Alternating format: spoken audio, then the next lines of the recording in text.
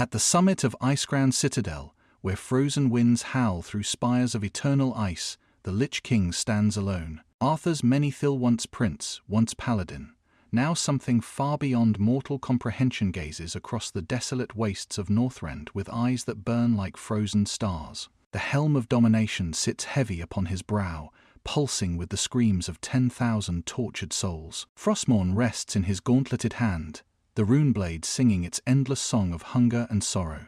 For years he has ruled from this throne of ice and bone. The Scourge spreads across Azeroth like a plague of frost, converting the living into instruments of his will. Death Knights march in perfect formation. Abominations shamble through ruined cities. The dead serve without question, without mercy, without end. This is order. This is power. This is the terrible clarity Arthas embraced when he first took up the cursed blade. But something is wrong. The helm fragments. Not physically, not yet, but metaphysically, spiritually, in ways that transcend the material plane. Inside the artifact that binds him to his throne, ancient magics unravel. The orc shaman Ner'zhul, whose spirit was imprisoned within the helm by the Burning Legion centuries ago, stirs with renewed consciousness. Two minds war for dominance within a single crown. Arthas feels the fracture like ice cracking beneath his feet. Then Frostmourne screams. The blade has consumed countless souls, warriors, priests, innocents, heroes, all bound within its cursed steel. Now those souls rebel. They surge against their prison, a tsunami of anguished spirits clawing toward freedom.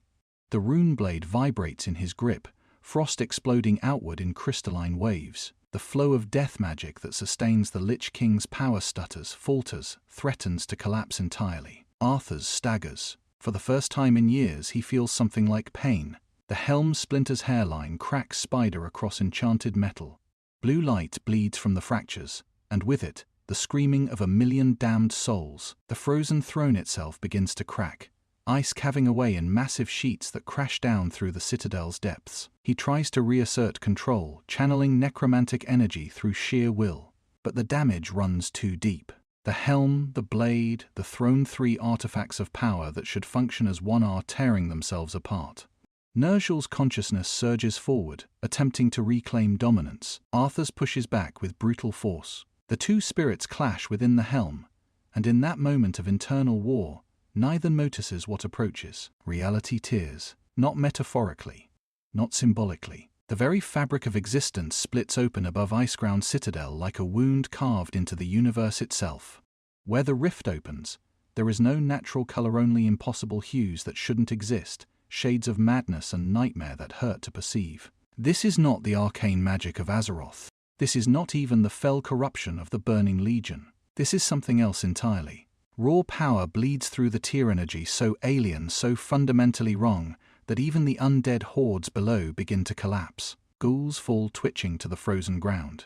Death Knights drop to their knees, screaming through rusted helms. The necromantic network that binds the Scourge flickers like a candle in a hurricane. Arthas looks up at the rift, and for the first time since becoming the Lich King, he feels something approaching: fear.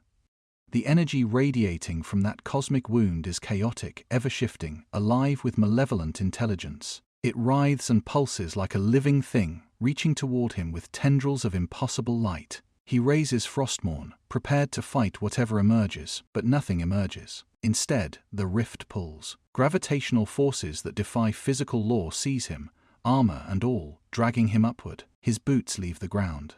The frozen throne shatters completely, millennia of accumulated ice exploding into glittering shrapnel. Arthas tries to anchor himself with death magic, driving frozen spikes deep into the citadel's foundation, but they snap like twigs.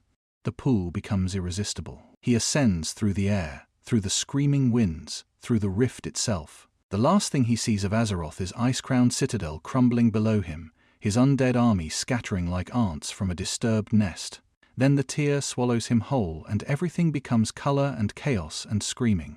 He falls through impossibility, through spaces between spaces, through dimensions that mortal minds were never meant to perceive. The helm of domination screams. Frostmourne howls. Arthas himself remains silent, clinging to consciousness through sheer will as reality dissolves around him. Then, abruptly, he stops. He floats in a void of pure madness. Colors that aren't colors swirl around him: crimson rage, putrid green decay, luminous pink excess, and shifting blue scheming.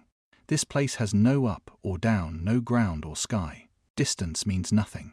Time flows in contradictory directions simultaneously, and everywhere there are eyes. Thousands of them. Millions. Watching from the swirling chaos, studying him with inhuman intelligence. Shapes coalesce from the madness. Beings of pure nightmare drift closer, horned beasts wreathed in blood and brass, tentacled horrors oozing pestilence, serpentine seducers radiating impossible beauty, and ever-changing aberrations whose forms shift faster than thought. They circle him like sharks, drawn by the scent of his power. These are demons.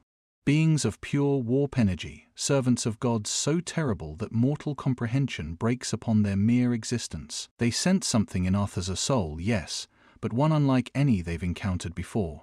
Not mortal, not chaos-touched, not properly alive, yet not banished to oblivion. Cold, structured, dominated.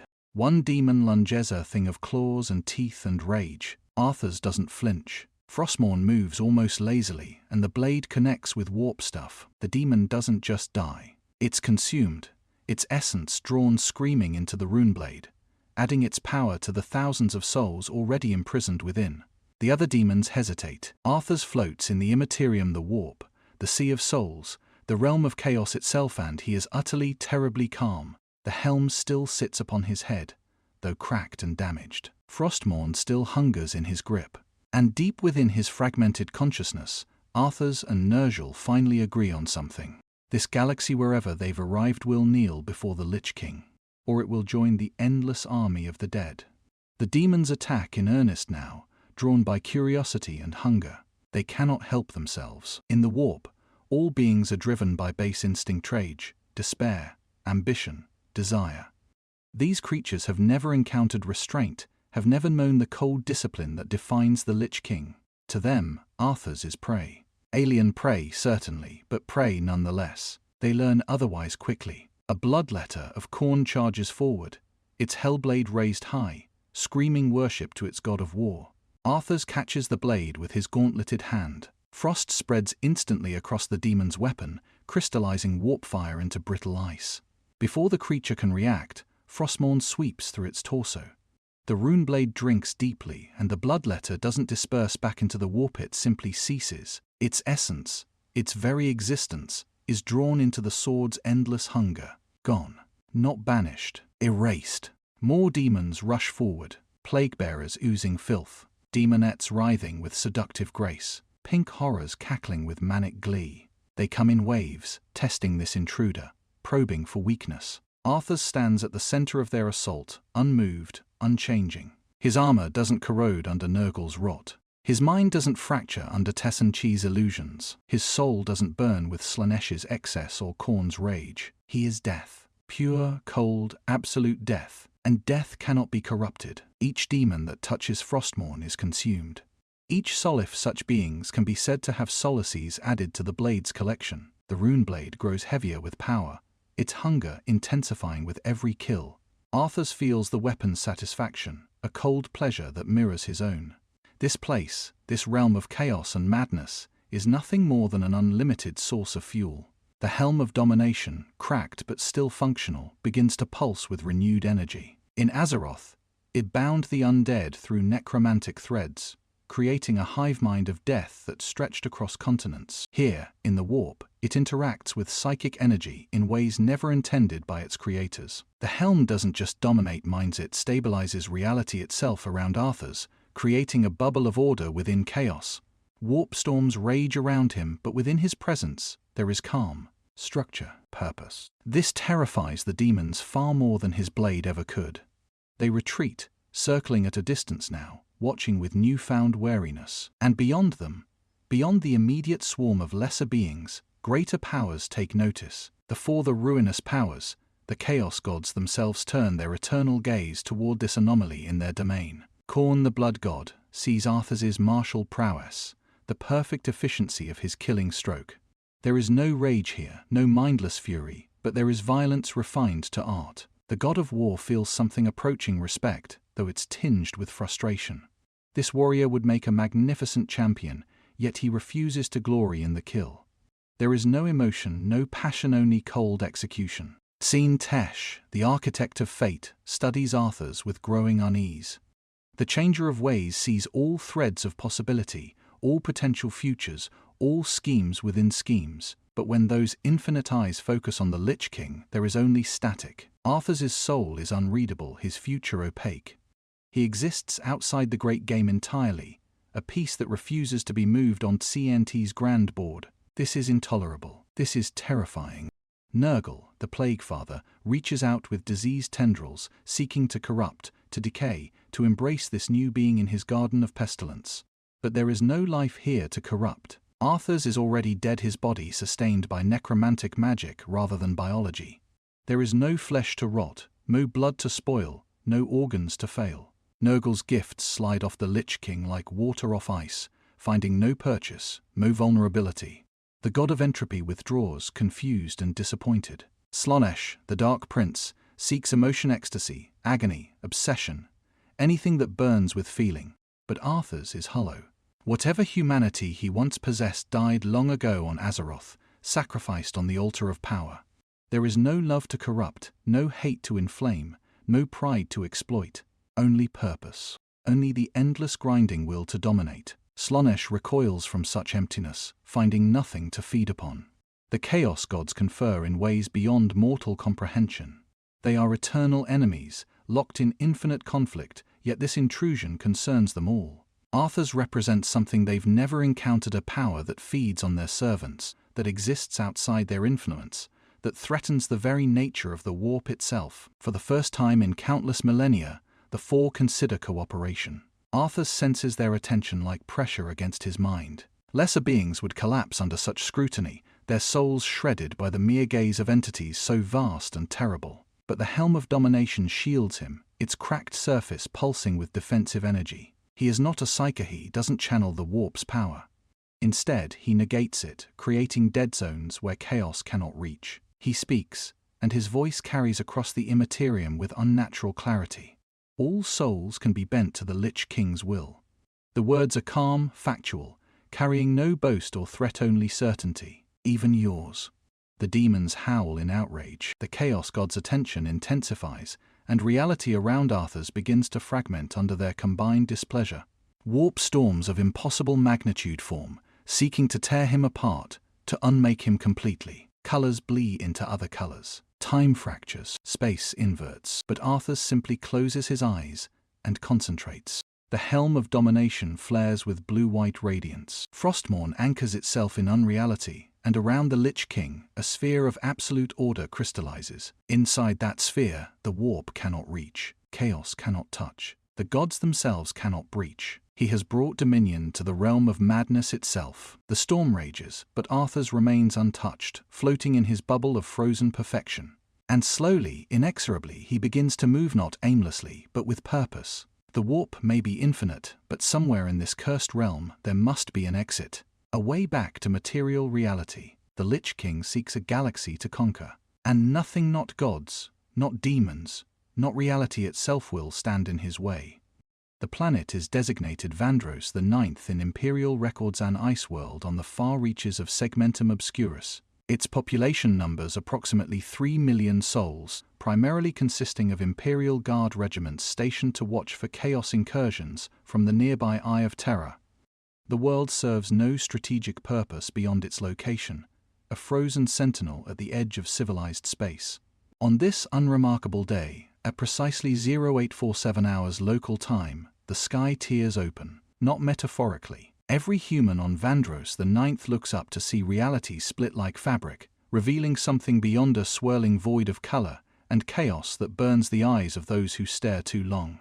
Astropaths collapse across the planet, screaming about a presence that shouldn't exist, a cold shadow that devours light itself. Psychers weep blood, their minds touching something so alien that comprehension breaks upon it like waves on stone. From the rift, a figure falls. He descends like a meteor of blue fire, trailing frost and shadow. The impact crater he creates is 3 kilometers wide, flash-freezing everything within range. Guard regiments stationed nearby watch instruments fail as temperatures plummet to lethal levels within seconds. Voxcasters crackle with static. Auspex readings become incomprehensible. The very air crystallizes, forming razor-sharp ice particles that drift like snow. At the center of the crater, something moves. Arthas rises to his feet slowly, deliberately. The helm of domination, cracked but intact, still sits upon his head. Frostmourne remains clenched in his gauntleted fist. His armor saronite and souls forged together bears scorch marks from his passage through the warp, but the Lich King himself is undamaged. He surveys his surroundings with glowing blue eyes, taking in the strange architecture of imperial buildings, the crude yet functional military emplacements, the thousands of souls that radiate life force within his perception. The first Imperial Guardsmen arrive within the hour. 3 companies of Vandros Fusiliers, supported by Chimera transports and Lemon Russ battle tanks. They establish a perimeter around the crater, weapons trained on the figure below. Officers peer through magnoculars, trying to identify the intruder. The armor is unfamiliar, clearly advanced, possibly Xenos in origin. The weapon resembles no pattern they recognize. The aura of frost that radiates from him suggests some form of experimental cryotechnology. The company commander, Captain Holst, orders a scanner sweep. The tech priest attached to his command performs the rites of activation, murmuring prayers to the machine god as instruments come online. The readings make no sense. Body temperature, below freezing. Heart rate, 0. Respiration, absent. Yet clearly, impossibly, the figure moves. The tech priest checks his instruments again, certain they're malfunctioning. Captain Holst activates his voxcaster. Attention, unidentified individual. You have entered Imperial space without authorization. Identify yourself immediately or we will open fire. Arthas doesn't respond. He simply begins walking toward them. The movement is unhurried, almost casual, but with each step the temperature drops further. Guardsmen at the perimeter feel cold seep through their uniforms, frost forming on weapon barrels and equipment. Those with exposed skin watch ice crystals spread across their flesh. The nearest soldier, a young trooper named Ven, barely 18 years old, starts shivering uncontrollably. "This is your final warning," Holst broadcasts. "Stop or we fire." Arthas continues walking. "Open fire."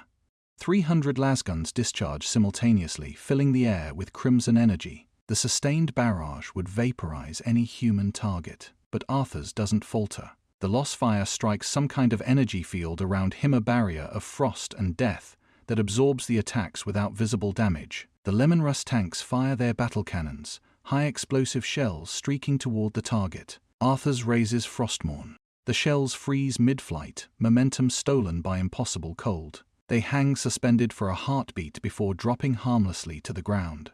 Then the Lich King swings his blade in a wide arc, and a wave of necromantic energy rolls outward like a tsunami of frost. It strikes the front line of guardsmen with devastating effect. Those hit directly simply die, their souls ripped from their bodies so violently that they don't even have time to scream. The light leaves their eyes instantly. Their bodies collapse like puppets with cut strings, faces frozen in expressions of confusion rather than pain. But death is only the beginning.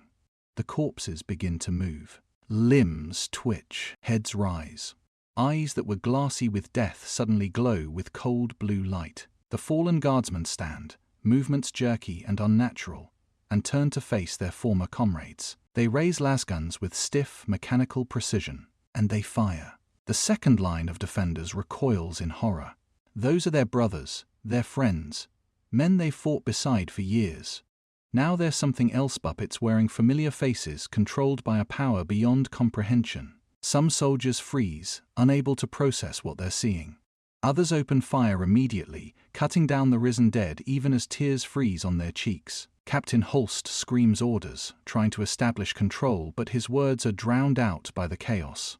More guardsmen fall, more rise again as undead thralls. The perimeter collapses within minutes as the living flee from the dead. Arthas walks through the center of it all, unmoved by the carnage, Frostmourne drinking deeply of each soul harvested. Behind him, an army grows. In orbit, the system defense monitor detects the battle's failure. Automated protocols activate, relaying data to the nearest astropathic relay station. The message is flagged with highest priority: unknown hostile, extreme threat level, immediate response required. Within hours, the transmission reaches inquisitorial assets in the subsector. Within a day, agents of the Holy Ordos begin investigating. The psychers assigned to scan the planet report something that defies explanation. There is no warp signature around the intruder, none of the telltale distortions that mark chaos corruption. But there's something else, something their training never prepared them for. A field of absolute death that exists outside normal reality. A presence that is simultaneously nowhere and everywhere, that consumes souls without channeling the warp. One psyker, an elderly woman who has served the Inquisition for 40 years, weeps as she delivers her report. "It's not alive," she says, voice trembling, "but it's not dead either. It's something in between, something wrong. It shouldn't exist, but it does. And everywhere it walks, death follows. Not the death of chaos-structured death, ordered death, death given purpose and will." The Inquisitor who receives this report, a veteran of countless campaigns against Xenos, heretics and demons, feels ice form in his stomach. He's faced Necron Pharaons, Chaos Sorcerers, Hive Tyrant Alphas. He stood firm against nightmares that would break lesser men. But this is something new. He orders a full investigation team deployed immediately, accompanied by a brotherhood of Grey Knights and 3 companies of Space Marines. Whatever this entity is, whatever planet it fell from, it cannot be allowed to spread. The Imperium has faced extinction-level threats before. This may be another. Inquisitor Karloth Vane arrives on Vandros the 9th, 3 days after the initial contact. His retinue includes 24 stormtroopers, a squad of veteran inquisitorial acolytes, and 6 sanctioned psychers bound in psychic dampening collars. His ship, the Eternal Vigilance *, maintains high orbit, weapons trained on the planet below, ready to execute exterminatus protocols should the situation demand it. What he finds defies every classification in Imperial records. The crater where Arthas landed has transformed into something between a military encampment and a mass grave. Thousands of corpses stand in perfect formation, undead guardsmen, arranged in ranks and files with mechanical precision. They don't shamble like plague zombies. They don't rage like demonic hosts. They simply stand, waiting, as cold blue light pulses within their eye sockets. When Vane's transport approaches, every head turns in unison to track its descent. At the center of this army of death sits a throne not carved, but grown from ice that erupted from the ground itself. The structure rises 30 meters high, crystalline spires reaching toward the gray sky. And upon that frozen seat, motionless as a statue, sits the figure responsible for this nightmare. Vane approaches on foot, flanked by his stormtroopers. He's 300 meters away when he first feels it, the cold. Not natural cold, but something deeper, more fundamental. It seeps through armor, through skin, through flesh and bone, settling in his very soul. His breath comes out in frozen clouds. Ice crystals form on his eyebrows. "Halt!" commands a voice. Not from Arthas the Lich King, hasn't moved, but from one of the undead guardsmen. The corpse speaks with perfect clarity, its jaw moving mechanically. The Lich King does not permit the living to approach without purpose. Vane stops, hand resting on his bolt pistol. "I am Inquisitor Karloth Vane of the Ordo Xenos, acting with the full authority of the Emperor's Holy Inquisition. Identify yourself." "I am Arthas Menethil," the Lich King speaks now, his voice resonating with layered tones, human speech mixed with something older, colder. "Once prince, once paladin, now and forever master of death itself, you stand in the presence of the frozen throne. Kneel, or be added to my army. You are in violation of your laws, mean nothing to the dead." Arthas rises from his throne, Frostmourne resting casually across one shoulder. "Your empire, your emperor, your gods of madness all will bow before the Scourge or join it. There is no third option." Vane's psychers scream. All 6 simultaneously collapse, clawing at their throats. The Inquisitor whirls, watching his sanctioned psychers convulse on the frozen ground. But they're not being attacked, they're recoiling, their minds brushing against Arthas's presence and finding nothing. No warp signature, no soul to read. Just an empty void where a living being should be. One psyker manages to gasp out words between spasms. "Not there, not anywhere, dead space.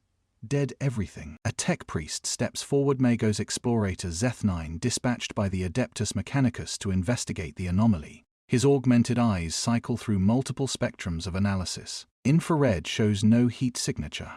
Electromagnetic scans reveal impossible energy readings. Molecular sensors detect necromantic particles that shouldn't exist outside theoretical models. "Fascinating," Zeth9 intones, his Vox synthesizer crackling with barely contained excitement. The armor composition defies categorization. The weapon emits energy signatures that predate human technological development. The entity itself exists in quantum superposition between biological termination and continued animation. "Speak plainly, Magos," Vayne snaps. "He is dead, Inquisitor.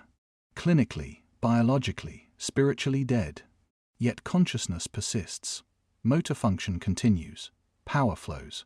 This contradicts all known laws of thermodynamics, biological imperative, and metaphysical theory. It is simultaneously impossible and observable." Arthas descends from his throne, each step freezing the ground beneath his boots. The undead army doesn't move, but Vayne can feel their attention, thousands of dead eyes tracking his every movement.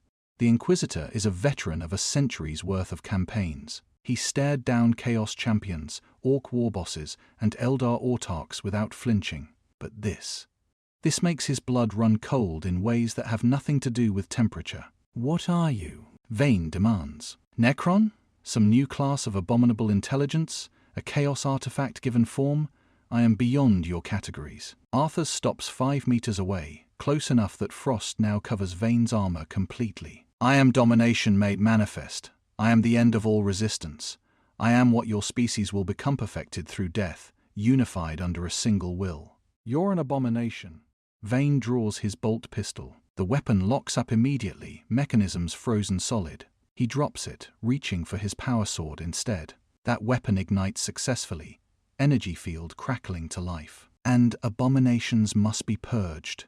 Try." Vayne lunges. His power sword sweeps toward Arthas's neck in a killing stroke honed through decades of combat. The blade connects with Frostmourne, and the impact sends shockwaves through both fighters. Vayne is enhanced with Juvenat treatments, combat stimulants, and neural augmentation. He's faster and stronger than any baseline human has a right to be. It's not enough. Arthas parries effortlessly, the rune blade moving with inhuman precision. He doesn't counterattack, simply deflects each strike, studying his opponent with clinical interest. Vayne presses the assault, pouring every ounce of skill and experience into his blade work. His stormtroopers open fire with hellguns, energy beams converging on the Lich King. Arthas gestures negligently with his free hand. Ice erupts from the ground, forming a wall that absorbs the hellgun fire. Then, almost lazily, he disarms Vayne with a twist of Frostmourne. The Inquisitor's power sword goes flying, landing meters away. "You are skilled," Arthas observes. "You would make an excellent Death Knight." He places one gauntleted hand on Vayne's chest. The Inquisitor feels his life force being pulled, drawn into Frostmourne's insatiable hunger. His vision darkens, his heartbeat slows. Death reaches for him with frozen fingers. Then Arthas releases him, and Vayne collapses, gasping to the ground. "Return to your masters," the Lich King commands. "Tell them that I offer a choice. Surrender and live as servants of the frozen throne. Resist and rise again as soldiers in my eternal army. They have 3 days to decide." Vayne's stormtroopers drag him back to the transport. As they lift off, the Inquisitor looks back at the frozen throne, at the army of dead, at the figure who should not exist. And he knows with terrible certainty that 3 days will not be enough to prepare for what's coming. The Chaos Warband arrives on the 4th day, tearing through reality in a display of warp-born violence that makes the Inquisition's approach look timid by comparison. These are the Crimson Reavers, a warband of World-Eater's traitor marines so dedicated to Khorne that they've carved his symbols into their own bones. They come for blood, for skulls, for the glory of endless slaughter. They come for Arthas. The Chaos Gods have deliberated in their timeless fashion and reached a conclusion. This Lich King is a threat but also an opportunity. If he can be turned, corrupted, brought into the fold, he would make a champion unlike any before. If he cannot be swayed, then he must be destroyed before his influence spreads further. Either outcome serves chaos. The Reavers deploy directly onto Vandros the Ninth surface, drop pods slamming into frozen tundra in a pattern surrounding Arthas's position. 200 traitor Astartes emerge, their power armor painted red with blood, their chain axes screaming for violence. Behind them comes something worse: 3 demon princes, ascended champions of Khorne, their forms twisted into nightmarish mockeries of their former humanity. Leading them is Karuk the Flayer, a legend among Chaos warbands. He stands 4 meters tall, his body a fusion of corrupted flesh and brass armor. Wings of leathery skin sprout from his shoulders. His face has been replaced by a demonic visage of fangs and fury. He carries a demon weapon that has devoured the souls of 1,000 champions. Blood for the blood god! Karok's roar shakes the air itself. Skulls for the skull throne! The warband charges as one, a wave of hatred and violence crashing toward Arthas's position. The undead guardsmen move to intercept, raising lasguns that should have run out of power days ago yet somehow still function. They fire in perfect unison, dozens of energy beams converging on priority targets. Traitor Marines shrug off the lost fire, power armor absorbing damage that would vaporize mortals. They crash into the undead lines like a battering ram, chain axes tearing through risen corpses. Body parts fly. Frozen blood spatters.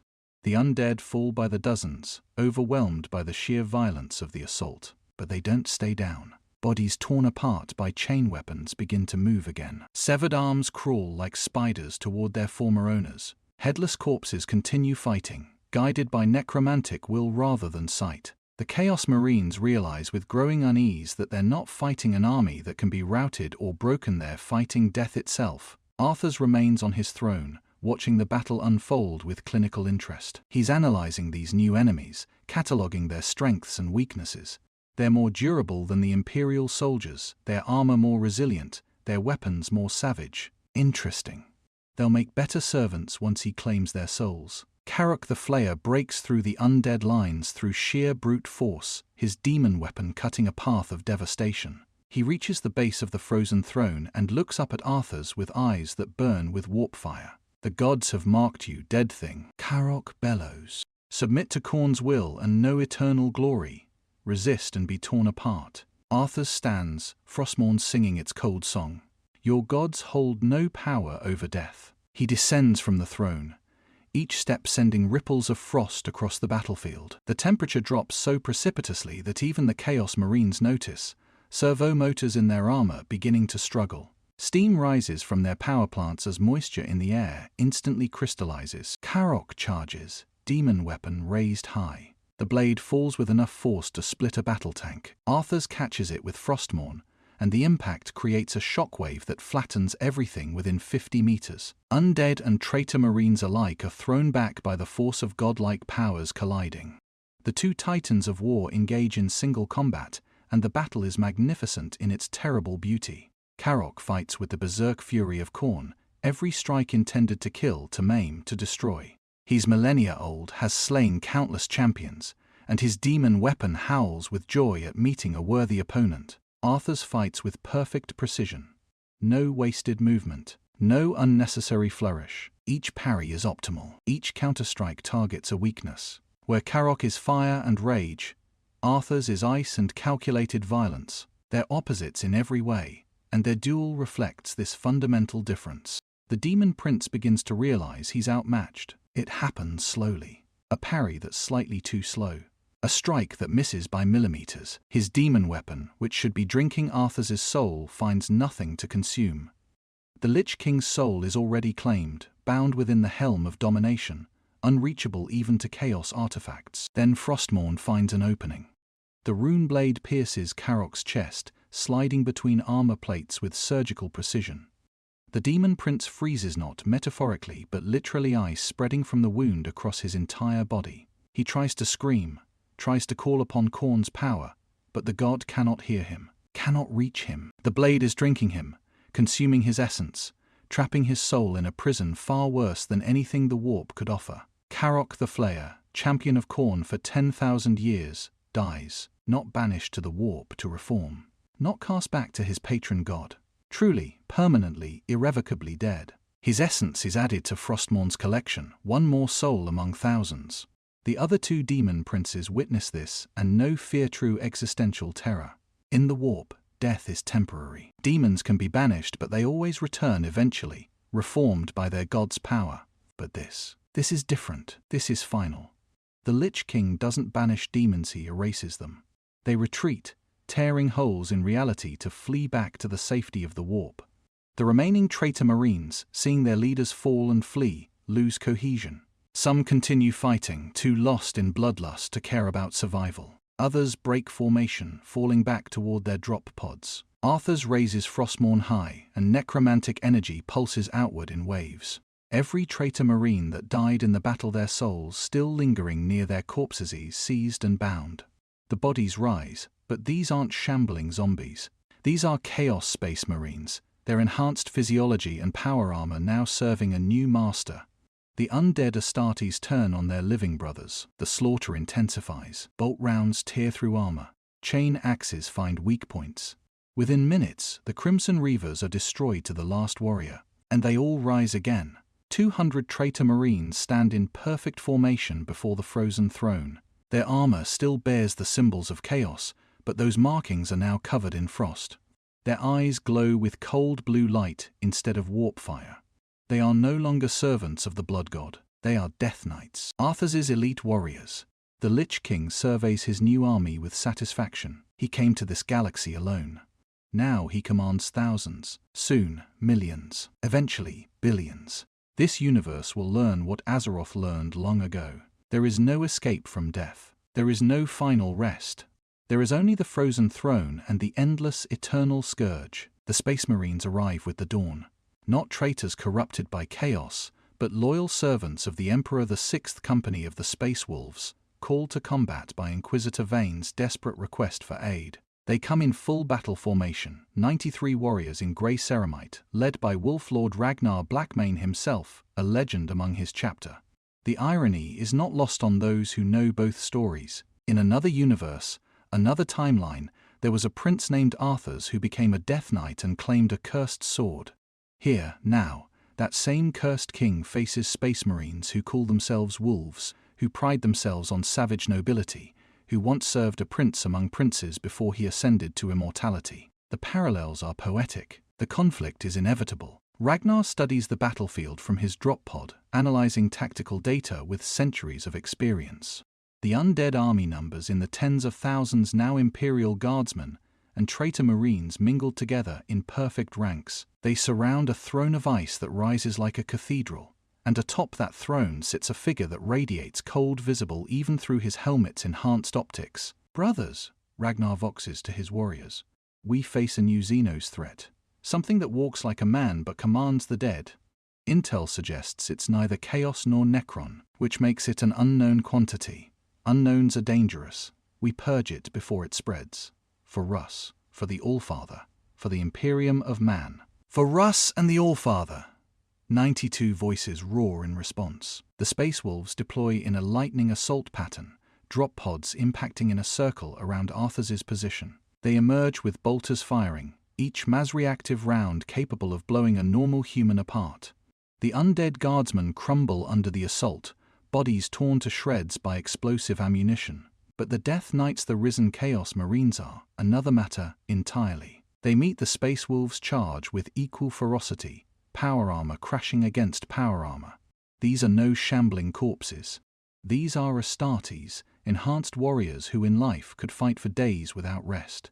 In death, guided by the Lich King's will, they are even more formidable. The battle devolves into brutal close combat. Chain swords scream against ancient axes. Frost weapons clash with power fists.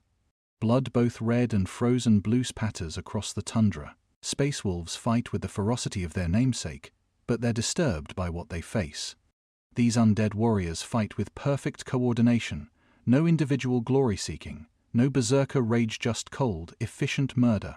Ragnar Blackmane cuts through undead guardsmen like wheat, his frost blade how fitting cleaving through frozen flesh. He's searching for the source, the commander, the target that matters. His eyes lock onto Arthas, still sitting motionless on his throne, watching the battle like a bored king observing theater. "Face me, Xenos," Ragnar roars, his vox speakers amplifying the challenge across the battlefield. Arthas stands. The effect is immediate. Every undead warrior stops fighting simultaneously, stepping back from their opponents in perfect unison. The Space Wolves find themselves suddenly unopposed, their enemies disengaging without explanation.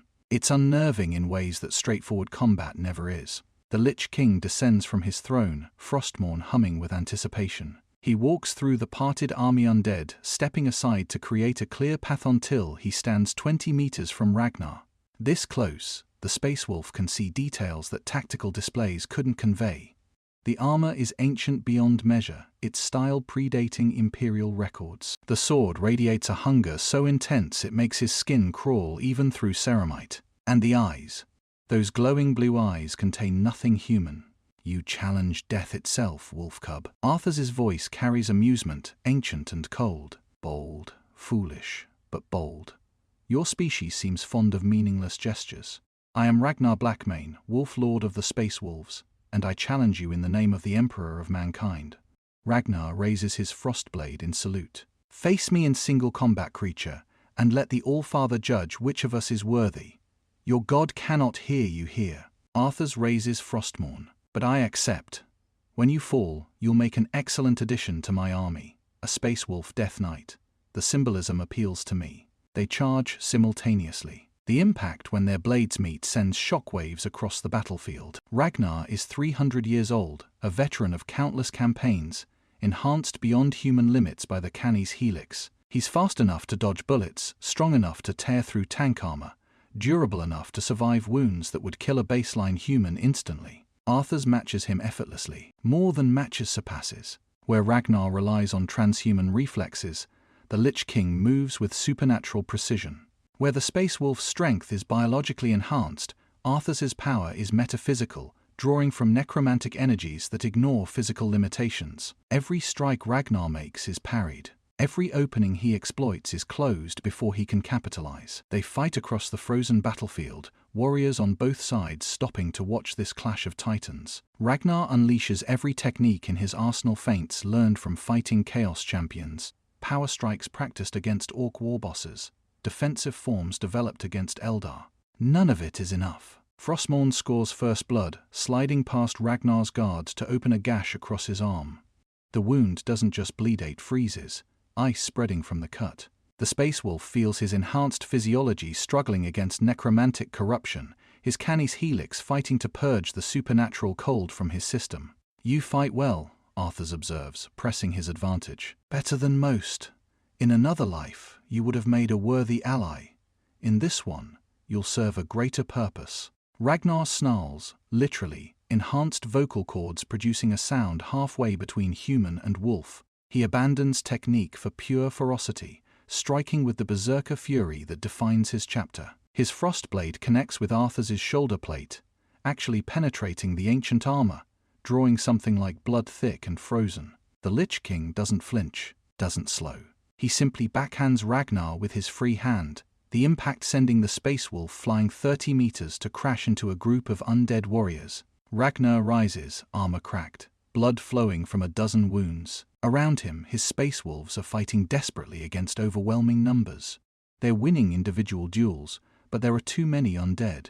For every enemy killed, 3 more shamble forward. Arthas walks toward Ragnar, unhurried, Frostmourne dragging through ice, and leaving a trail of frozen souls. Last chance, Wolf. Bend knee to the Lich King and lead my armies. Resist and rise again as my servant regardless. Choose. Ragnar spits blood that freezes before hitting the ground. I am a son of Russ. I serve the Emperor alone. I will never kneel to Xeno's filth. So be it. Arthas raises Frostmourne for the killing blow. A thunderous roar splits the sky. Imperial Navy bombers scream overhead, releasing payloads directly onto Arthas's position. Ragnar is teleported away at the last second, caught by his company's teleportarium. The Imperium has decided on a different approach. If single combat won't work, orbital bombardment will. The Council convenes aboard the battle barge Fang of Fenris *, in high orbit above Vandros IX. Inquisitor Vayne, still bearing frostbite scars from his encounter with Arthas, stands before a tactical holotable surrounded by some of the Imperium's deadliest warriors. Wolf Lord Ragnar Blackmane, his armor still being repaired, watches the planet below with barely contained fury. Magos Explorator Zeth9 projects data streams that scroll too fast for unenhanced humans to read. And presiding over all via secure VoxLink is Inquisitor Lord Hestrom of the Ordo Malleus the Demon Hunters. Explain. Hestrom's voice crackles with authority honed over 2 centuries of service. How a single entity has turned an entire imperial world into a necropolis in less than a week. Vayne activates the holotable. Images cycle through Arthas on his throne, armies of undead, frozen wastelands spreading from the initial crater. The entity calls itself Arthas Menethil, the Lich King. Classification unknown. It is not Necron. Their technology operates on reanimation protocols that differ fundamentally from this. It is not Chaos. Multiple psychers confirm no warp signature. It is not any Xeno species in Imperial records. It is death made autonomous. Zeth9 interjects, his mechadendrites twitching with agitation. The entity has mastered a form of necromantic energy that exists outside standard physical laws. Analysis of its weapons suggests it traps souls, preventing their natural dispersal into the warp. Analysis of its armor indicates construction from materials that predate the dark age of technology. The entity itself is clinically deceased yet maintains full cognitive function. Ragnar slams his fist on the table. Enough technical analysis. I fought the creature. It's powerful, yes. Dangerous, yes. But it's not invincible. My blade drew blood. A concentrated assault with sufficient force would fail. Vayne interrupts quietly. My lord, with respect, your blade drew something, not blood. Analysis of samples recovered from the battlefield suggests an amalgam of necromantic energy given physical form. The entity does not bleed because it does not live. You cannot kill what is already dead. Everything can be killed. Perhaps. Vayne pulls up more data. But consider the strategic situation. 7 days ago, the entity arrived alone. Currently, it commands approximately 38,000 undead warriors, including 200 former Chaos Space Marines. The Crimson Reavers warband that attacked 3 days ago, completely destroyed. Every single traitor Marine is now serving the Lich King. Every Imperial Guardsman killed rises again minutes later. The army grows with every conflict. The chamber falls silent as the implications sink in. This isn't a threat that can be worn down through attrition. It's a threat that gets stronger every time someone tries to fight it. Population of Vandros IX? Hestrom asks. 3 million souls, Vayne reports. Current estimates suggest 20% have already been converted. At current expansion rates, the entity will have complete control of the planet within 30 days. And then? Ragnar demands. Then it will seek transport off-world. The Mechanicus has intercepted communications from the entity's undead thralls. They're attempting to reactivate the planet's orbital docks. Once it has voidship capability, the Lich King will spread to other worlds. Each planet it conquers adds to its army. Exponential growth. Within a year, an entire subsector could fall. Mago's Zeth9 projects a simulation. A crimson wave spreads across the holoprojected galaxy map, world after world falling to undead conquest. The numbers are staggering billions of potential soldiers, all bound to a single will, all immune to fear and doubt and exhaustion. Steminatus, Istron declares. The planet must be cleansed. Cyclonic torpedoes to crack the crust. Virus bombing to ensure no biological matter survives. Atmospheric incineration to sterilize what remains. I will authorize. Wait, Ragnar interrupts. The entity fights chaos more effectively than we do. The Crimson Reavers attacked, and it destroyed them utterly. No survivors, no corruption spreading, every demon banished. It may be Xenos, but it's Xenos that kills our enemies. It kills everything, Vayne counters. It makes no distinction between Chaos and Imperium. Everyone is either a servant or fuel for its army. Today it fights Chaos. Tomorrow, when Chaos is destroyed, what then? We become the next target. The Inquisitor speaks truth, Zeth9 adds. The entity's stated goal is domination of all souls. Not some souls, not enemy souls. All souls. This includes every human in the Imperium. It is an extinction-level threat. Ragnar's enhanced physiology processes the arguments at transhuman speed, but his honor-bound nature rebels against the conclusion. There are 3 million Imperial citizens on that planet. Men, women, children. You would condemn them all for the crimes of one Xenos. They're already dead, Vayne says quietly. Or they will be within a month. Exterminatus is mercy, a clean death by fire rather than a living death as undead thralls. I've reviewed footage of the converted. They retain some awareness. Some part of them is still conscious, trapped inside their reanimated corpses, screaming silently as they're forced to kill their former comrades. We end that suffering.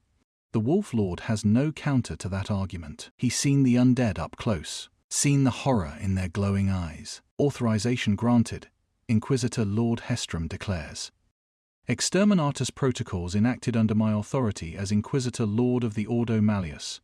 The world of Vandros the Ninth is declared Perdita Lost World, all sanctioned.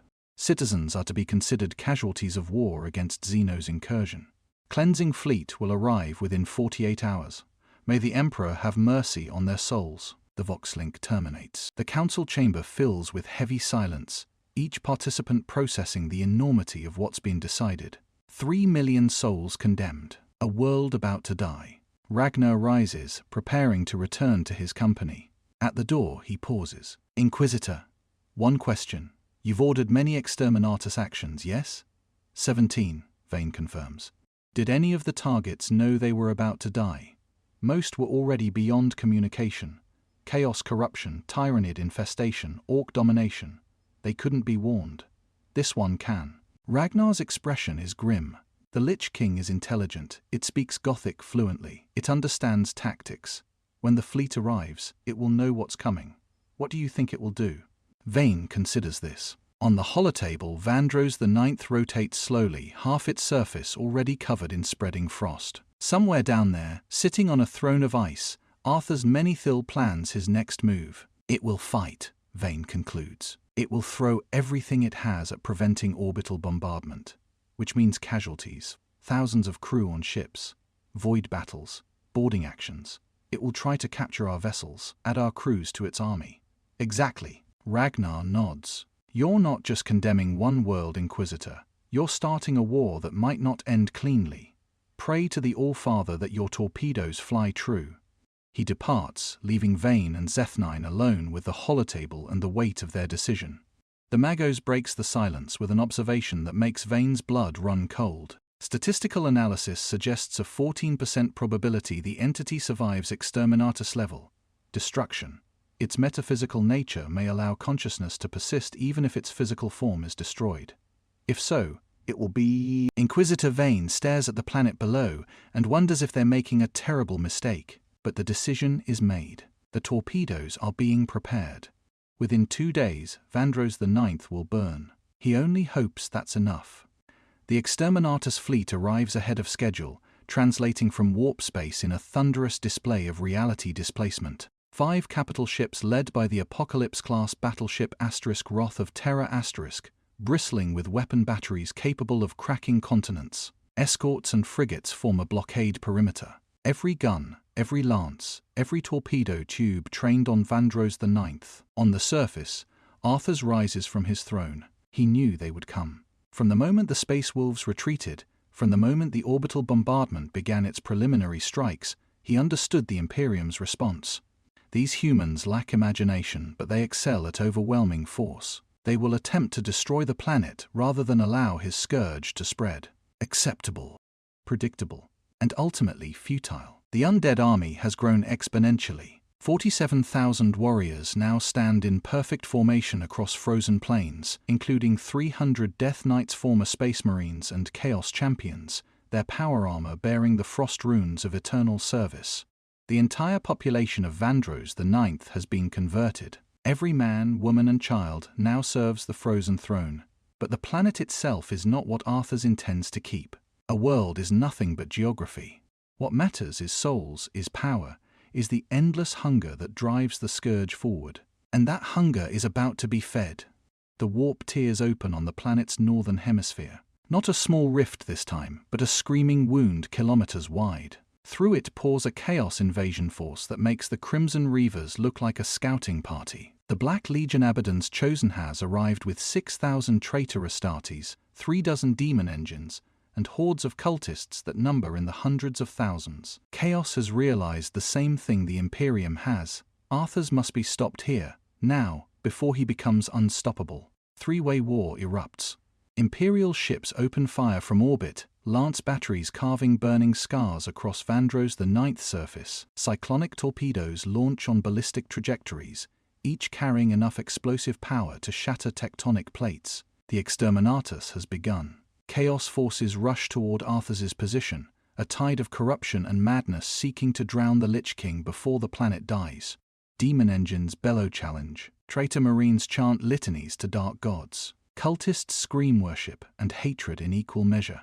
Arthas's undead army marches to meet them. The collision is apocalyptic. Power armor tears through rotting flesh. Chainswords rip apart undead warriors. But for every undead that falls, another rises.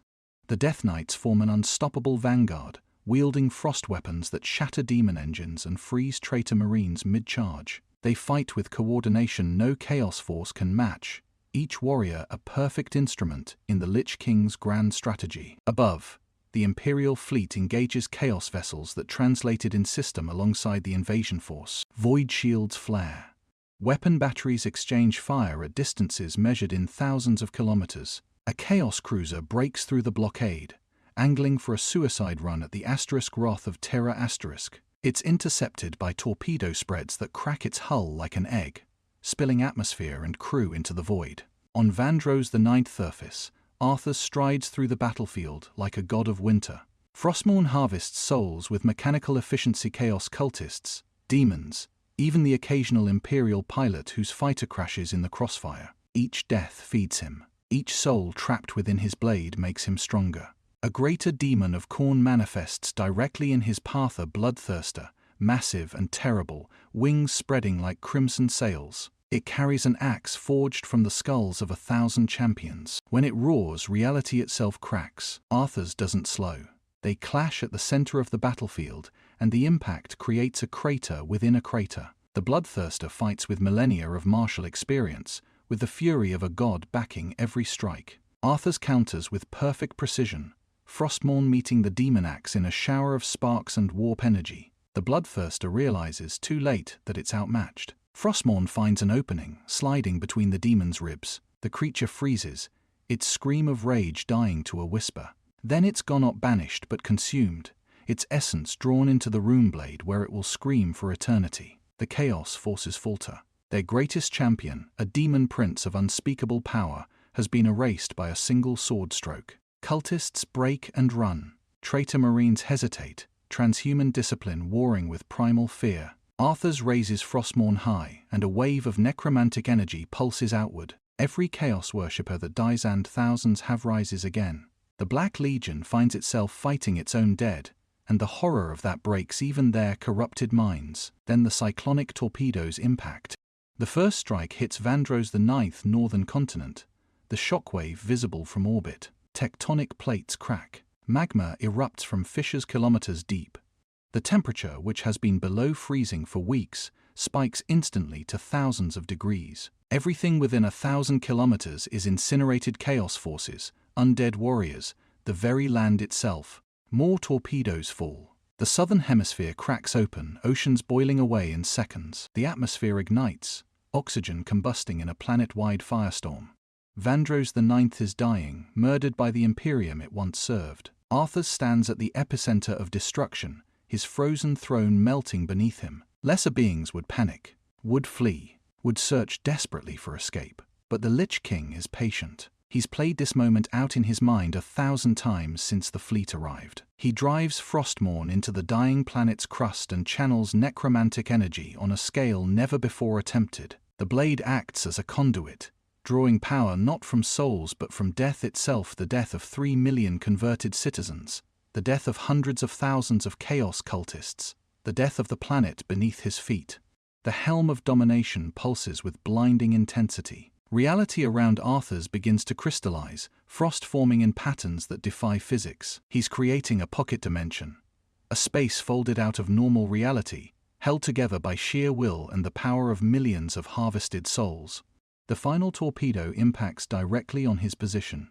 The explosion is visible from every ship in orbit, a miniature sun blooming on Vandro's the Ninth surface. The planet's crust cracks completely, the mantle exposed.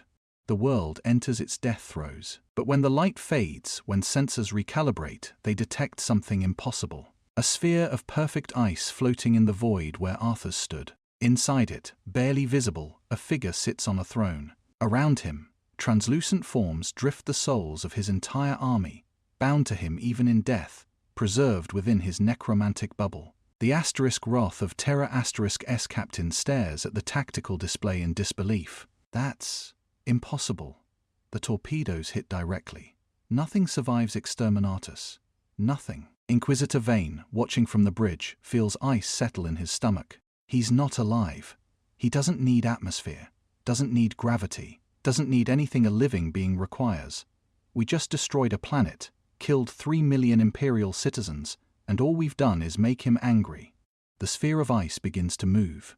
Not drifting, moving with purpose, angling toward the Imperial fleet. All ships, the captain broadcasts, weapons free, fire everything. The fleet opens fire, but even as lance beams converge on the floating necropolis, everyone watching knows the truth. They haven't stopped the Lich King. They've only made him stronger.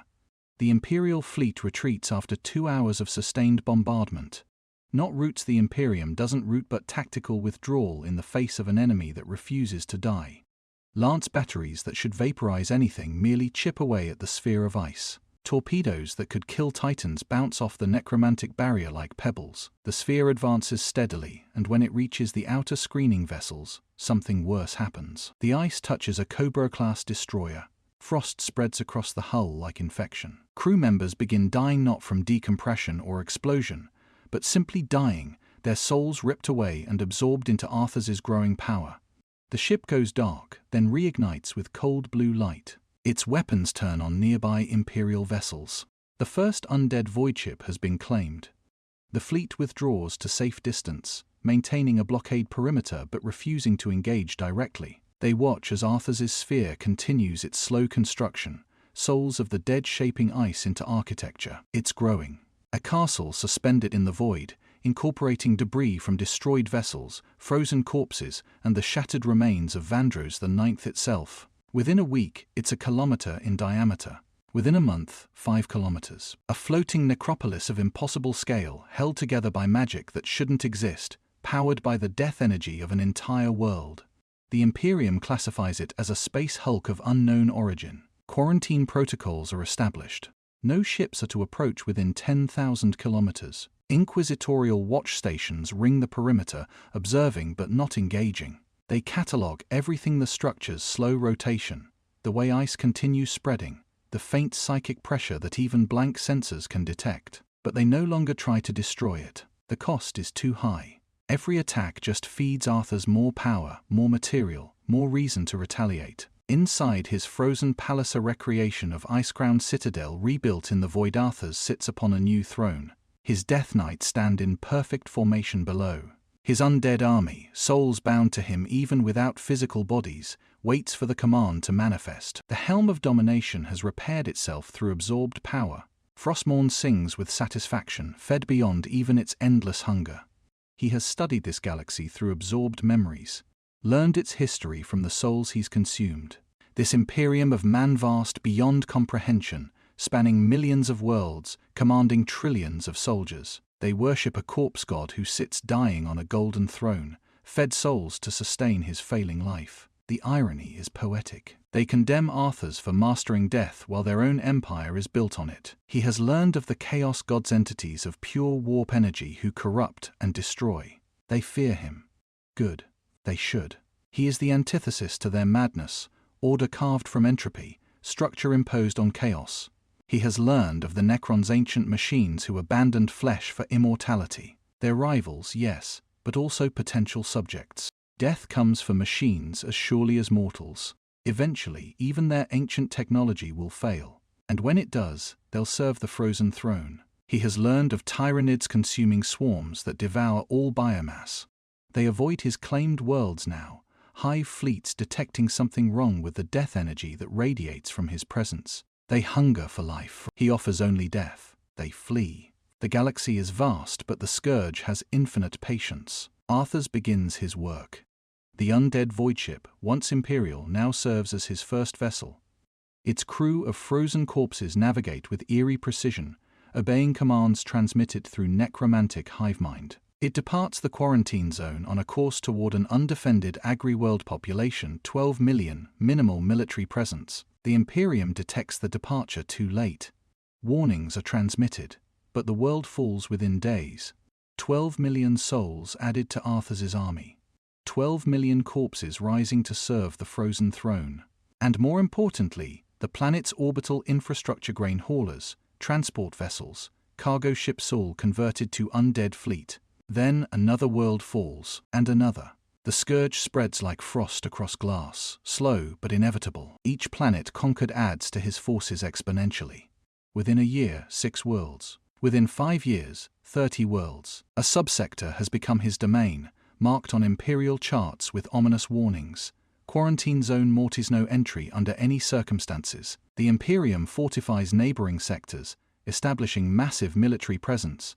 Space Marines garrison worlds that once needed only PDF forces. Inquisitors work overtime investigating every death, every cold snap, every hint that the scourge might spread beyond its containment. Chaos attempts several more invasions, seeking to destroy Arthas before he grows too powerful. Each attempt fails. Each attacker becomes a new soldier in the Eternal Army. High Lords of Terror debate Arthas's nature in closed chambers. Some call him Xenos, others, a new classification of threat entirely. A few whisper that he might be a weapon, something created during the dark age of technology, now awakened. Regardless of origin, they agree on one thing: he must never reach holy terror.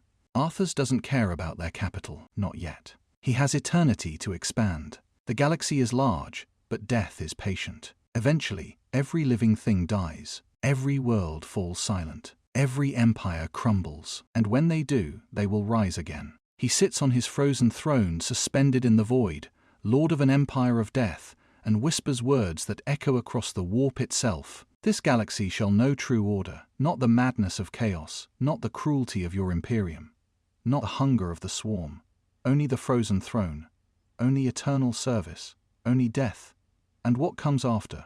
In the 41st millennium there is only war, and now there is also the Lich King.